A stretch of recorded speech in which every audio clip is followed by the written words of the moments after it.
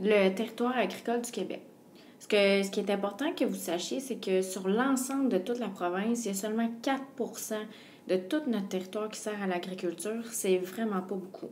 En plus, la majorité des fermes sont situées sur le long du fleuve Saint-Laurent, qui est aussi la région la plus peuplée. Donc, vous pensez déjà qu'il va y avoir un problème avec l'étalement urbain.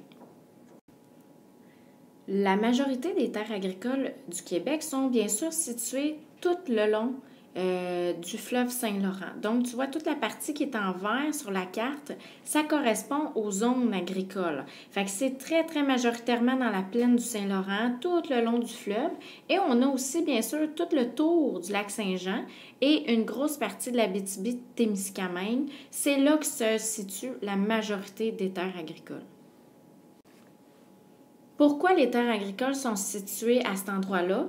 Bien, il y a principalement 3 raisons. Premièrement, il y a la proximité du fleuve qui fait en sorte que la qualité des terres est très bonne, mais aussi c'est plus facile pour l'irrigation et ça facilite bien sûr le transport. Anciennement, on faisait tout le transport des marchandises par bateau.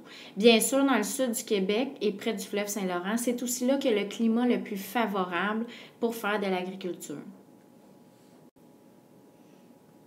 Comment est fait notre territoire agricole? Premièrement, notre façon que nos terres sont faites, c'est hériter beaucoup des colons français et anglais. La principale forme de découpage des terres, c'est sous forme de rang qu'on appelle. Ça nous vient du système français, le rang. Et le rang, c'est de forme rectangulaire. Comme tu peux voir sur la photo ici, les terres sont de forme rectangulaire et elles sont souvent elles suivent la route principale qu'on va appeler aussi le rang et des fois aussi ça peut suivre le cours d'eau, donc soit une rivière ou ça peut tout simplement suivre le fleuve Saint-Laurent. Pourquoi c'est fait de cette façon-là? C'est fait à cause que ça facilitait beaucoup l'irrigation des terres quand c'est sur le bord de l'eau, mais aussi le transport qui se faisait par bateau et dans les rangs.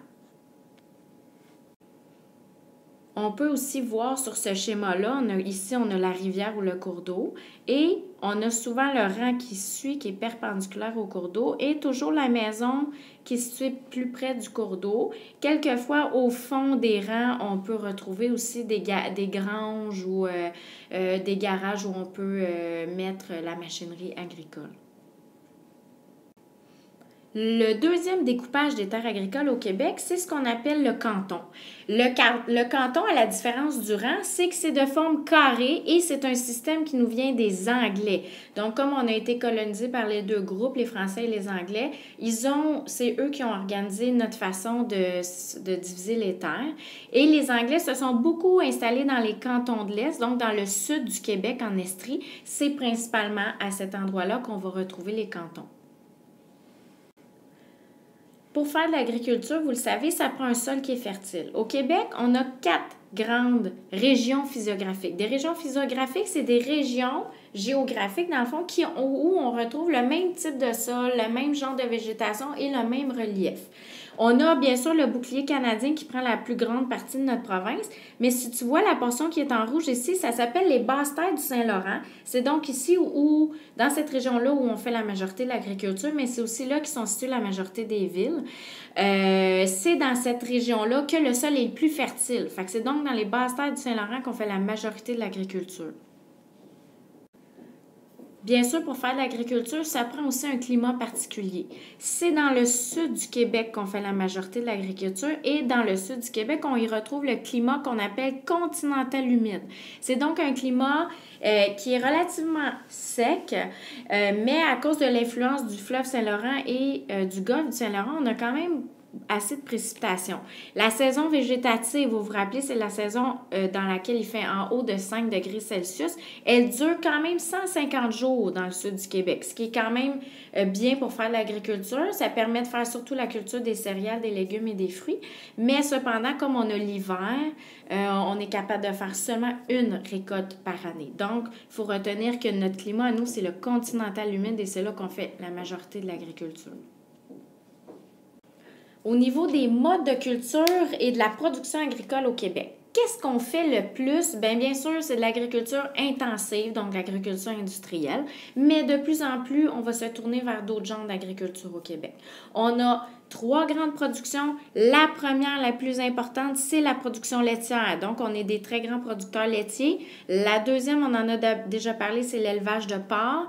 Et la troisième production en plus grande quantité au Québec, c'est la volaille. Donc, c'est tout ce qui est poulet et dinde et non pas les œufs. Il faut faire attention entre les deux. C'est vraiment la production de poulet et de dinde. Comme vous le savez, au Québec, on est les plus grands producteurs et exportateurs de produits de l'érable dans le monde entier. Donc, c'est nous qui en faisons le plus. De plus en plus, on se tourne vers l'agriculture raisonnée et durable. Donc, de plus en plus, on va faire attention à notre environnement. Il y a plusieurs fermes biologiques au Québec. Il y en a plus de 1000. Donc, ça aussi, c'est quelque chose qui est en développement. Et on fait aussi de la culture en serre. Par exemple, la tomate, le concombre, la laitue. On fait quand même beaucoup de production en serre à cause qu'on a l'hiver. Donc, ça nous permet de faire une plus grande production et de l'étaler sur plus longtemps. Bien sûr, comme partout dans le monde, on a plusieurs défis qui sont liés à l'agriculture au Québec. Ce sont les mêmes grands défis que vous avez vus dans une vidéo précédente. Un des plus grands défis, bien sûr, c'est la protection de l'environnement. Donc, nous aussi, comme on fait de l'agriculture intensive, on utilise beaucoup d'engrais chimiques et de pesticides chimiques. De plus en plus, nos agriculteurs se tournent vers l'agriculture raisonnée, ce qui fait en sorte que on essaie de réduire la quantité de pesticides. On a aussi interdit l'utilisation de certains pesticides. Pensez aux abeilles qui sont en train de disparaître à cause de ça.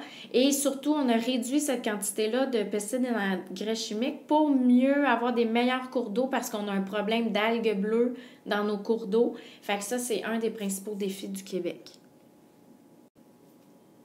Comme on est un pays développé, on a aussi un autre défi qui est le manque de main-d'œuvre et de relève en agriculture. Donc, de plus en plus de gens quittent la campagne pour aller vivre en ville, ce qui fait en sorte qu'il y a moins de gens qui veulent travailler sur les fermes. Et comme solution, c'est la même solution qu'on fait partout dans le monde, dans les pays développés. On va accueillir chaque année des milliers de travailleurs étrangers qui viennent surtout du Mexique et du Guatemala, ce qui va faire en sorte que la production agricole va continuer d'avoir un bon rendement et c'est en quelque sorte une genre de relève pour les fermes agricoles. Les OGM, c'est aussi un grand débat au Québec. Donc, tu dois savoir que le soya, le maïs et le canola avec lesquels on fait beaucoup d'huile, ils sont majoritairement changés. Ce sont majoritairement des OGM qui sont cultivés au Québec. Par exemple, la culture de canola, c'est à 85% des cultures de canola au Québec, ce sont des OGM. Ça inquiète beaucoup les agriculteurs parce qu'on l'a vu, les OGM, ça peut contaminer les autres plants qui ne le sont pas. Et de plus en plus, on essaie de limiter leur utilisation. Ce qu'il faut retenir, c'est que dans nos épiceries, on ne vend pas de fruits et de légumes qui sont génétiquement modifiés. Le maïs qui est cultivé, qui est OGM, c'est surtout pour nourrir les animaux. C'est utilisé, par exemple, dans les produits transformés. Par exemple, les biscuits, les pâtisseries, tout ça. Là, on va utiliser du soya ou du canola modifié génétiquement. Le dernier problème qu'on vit vis-à-vis des territoires agricoles, c'est ce qui menace le plus les terres, ce sont le fait que les villes s'agrandissent. Donc, la population grandit, on construit toujours de nouvelles maisons, de nouveaux condos et bien sûr, l'endroit, comme les terres agricoles sont situées au même endroit que les villes, sont collées les unes sur les autres, ça fait en sorte que les premiers terrains qu'on va prendre pour construire, ce sont des terres agricoles. Fait que c'est sûr que notre territoire continue de se rapetisser. On a trouvé une solution à ça, ça fait quand même longtemps qu'elle est en place. Depuis 1978, le gouvernement a mis ce qu'on appelle la loi sur la protection du territoire agricole québécois ou la loi sur le zonage agricole. Il y a donc certaines terres qui sont zonées agricoles sur lesquelles on n'a pas le droit de construire autre chose qui n'est pas lié à l'agriculture. Ça veut dire que tu peux construire des fermes, tu peux faire de la culture, de l'élevage, tu peux construire des garages pour mettre les tracteurs et tout ça, mais tu n'auras pas le droit de construire autre chose, c'est-à-dire pas de ligne électrique, pas de centre d'achat et ni bien sûr de condos ou de maisons.